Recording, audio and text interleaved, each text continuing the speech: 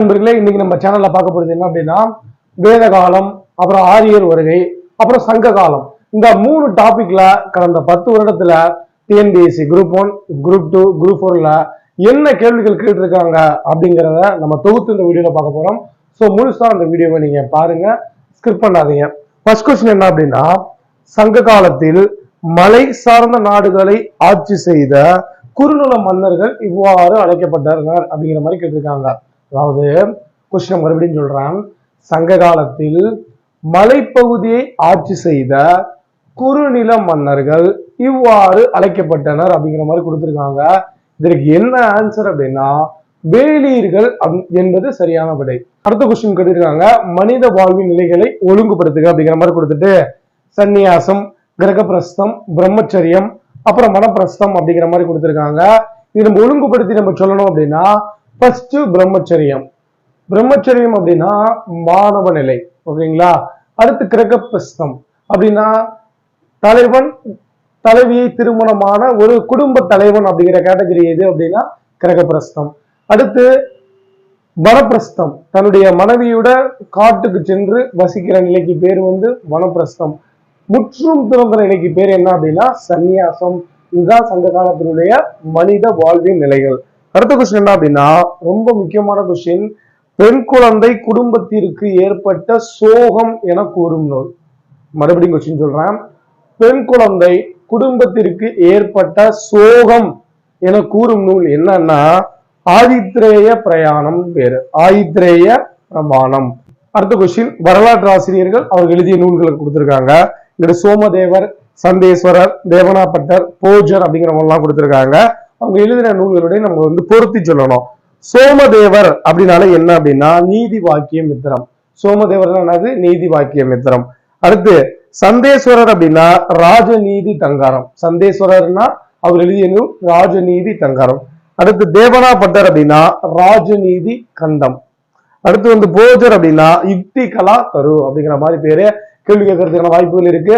போஜர் எழுதிய நூல் என்ன அப்படின்னா யுக்தி கலா தரு அப்படிங்கிற மாதிரி பேரு. அடுத்த கொஸ்டின் என்ன அப்படின்னா அஜந்தா ஓவியங்களின் தாக்கத்தை பெற்றுள்ள சிகாரியா ஓவியங்கள் உள்ள இடம். மறுபடியும் கொஸ்டின் சொல்றேன். அஜந்தா ஓவியங்களின் தாக்கத்தை பெற்ற சுகாரியா ஓவியம் உள்ள இடம் எதுன்னு கேட்டிருக்காங்க. ஸ்ரீலங்கா அப்படிங்கிற மாதிரி இதற்கு ஆன்சர், ஓகேங்களா. அடுத்த கொஸ்டின் என்ன அப்படின்னா ஆரியவர்த்தம் எனப்படுவது அப்படிங்கிற மாதிரி கொடுத்திருக்காங்க. ஆரியவர்த்தம் எனப்படுவது எங்க அப்படின்னா வட இந்தியா.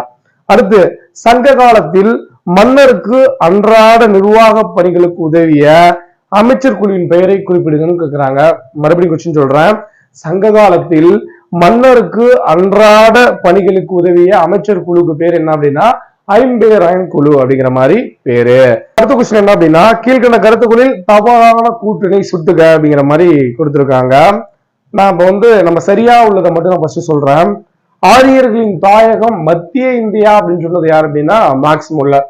ஆரியர்கள் மத்திய இந்தியாவிலிருந்து வந்தாங்க அப்படின்னு சொன்னது யார் அப்படின்னா மார்க்ஸ் முல்லர். இது சரி. ஆரியர்கள் ஆர்டிக் பிரதேசத்திலிருந்து வந்தவர்கள் சொன்னது யார் அப்படின்னா பாலகங்காதர திலகர். ஆரியர்கள் ஆர்டிக் பிரதேசத்தில் இருந்து வந்தார்கள் அப்படின்னு சொன்னது யார் அப்படின்னா பாலகங்காதர திலகர். அடுத்து ஆரியர்களின் தாயகம் திபெத் அப்படின்னு சொன்னது B.S. ஸ்மித் அப்படிங்கிற மாதிரி சொல்லியிருக்காங்க. ஆரியர்களுடைய தாயகம் திபெத் அப்படின்னு சொன்னது சுவாமி தயானந்த சரஸ்வதி. சோ இது தவறு. அடுத்து ஆரியர்களின் தாயகம் சப்த சிந்துன்னு சொன்னது யார் அப்படின்னா A.C. தாஸ். மறுபடியும் இந்த கொஸ்டின் நான் உங்களுக்கு சொல்றேன், கண்டிப்பா அதை கேட்கறதுக்கான வாய்ப்புகள் இருக்கு. ஆரியர்கள் மத்திய ஆசியால இருந்து வந்தாங்க அப்படின்னு சொன்னது மார்க்ஸ் முல்லர். ஆர்டிக் பிரதேசில இருந்து வந்தாங்க அப்படின்னு சொன்னது பாலகங்காதர திலகர். ஆரியர்களின் தாயகம் சப்த சிந்து அப்படின்னு சொன்னது A.C. தாஸ், ஓகேங்களா. அது கண்டிப்பா கேட்கறதுக்கான வாய்ப்புகள் இருக்கு. அடுத்து கீழ்காண்பவற்றுள் எது சரியாக பொருத்தப்படவில்லை அப்படிங்கிற மாதிரி கொடுத்துட்டு ரிக், யஜு, சாம, அதர்வன வேதங்களை கொடுத்திருக்காங்க. அதை மேட்ச் பண்ணி சொல்லணும். நான் சரியா பொறுத்திருக்கிறத ஃபர்ஸ்ட் சொல்லிடுறேன். ரிக்வேதம் அப்படின்னா சுக்தாஸ் அப்படிங்கிற மாதிரி அழைக்கப்படுது. அதே போல சாமவேதம் அப்படின்னா மெல்லிசை பாடல்களுடைய தொகுப்பு. அதர்வன வேதம் அப்படின்னா சடங்கு பாடல் நூல் அப்படின்னு கொடுத்திருக்காங்க. அடுத்த ஒரு ஆப்ஷன் யஜுர்வேதம் கொடுத்துட்டு மாய சூத்திரங்கள் கொடுத்திருக்காங்க.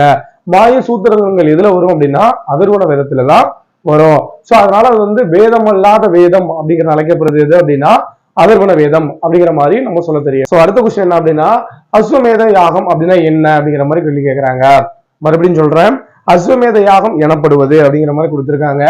அஸ்வமேம் அப்படின்னா குதிரையின் பேரு, அஸ்வமேத யாகம் அப்படின்னா குதிரை பலியிடுதல் அப்படிங்கிற மாதிரி பேரு. அடுத்த கொஸ்டின் என்ன அப்படின்னா கீழ்கண்டவற்றுள் எது சங்ககால மன்னர்களின் அரசவையை குறிக்கும் சொல் அல்ல அப்படிங்கிற மாதிரி கொடுத்திருக்காங்க. அப்ப அரசவையை குறிக்கிற சொல் என்ன அப்படிங்கறத ஃபர்ஸ்ட் நான் சொல்லிடுறேன். அவை, நாளவை, மன்றம் அப்படிங்கறதெல்லாம் அரசவையை குறிக்கிற சொல்லு. அரசவையை குறிக்காத சொல் எது அப்படின்னா சபை அப்படிங்கிற ஒரு சொல்லுதான். அடுத்த கொஸ்டின் என்ன அப்படின்னா கீழே கொடுக்கப்பட்டுள்ளவர்களுள் ஐம்பெருங்குழுவில் உறுப்பினர் அல்லாதவர் யாருன்னு கேட்கிறாங்க. ஐம்பெருங்குழுவில் உறுப்பினர் அல்லாதவர் யாருன்னு கேட்கிறாங்க. நான் சொல்றேன், ஐம்பெருங்குழுவில் உறுப்பினர்கள் யார் அப்படிங்கிறத நான் சொல்லிடுறேன், இல்லாதவரை நம்ம தெரிஞ்சுக்கலாம். ஃபர்ஸ்ட் புரோகிதர்னு ஒருத்தவர் இருந்தாரு, அப்புறம் சேனாதிபதினு ஒருத்தவங்க இருந்தாங்க, மந்திரின்னு ஒருத்தவங்க இருந்தாங்க. இதெல்லாம் ஐம்பெருங்குழுல இருந்திருக்காங்க. இல்லாதது யார் அப்படின்னா கருவூல அதிகாரி அப்படிங்கிற போஸ்ட் எல்லாம் கிடையாது. ஸோ இந்த வீடியோல நம்ம பார்த்தது என்ன அப்படின்னா வேத காலம், அப்புறம் ஆரிய காலம், அப்புறம் சங்க காலம் அப்படிங்கிற டாபிக்ல கடந்த 10 வருடத்தில் கேட்கப்பட்ட கேள்விகளை நம்ம பார்த்தாச்சு.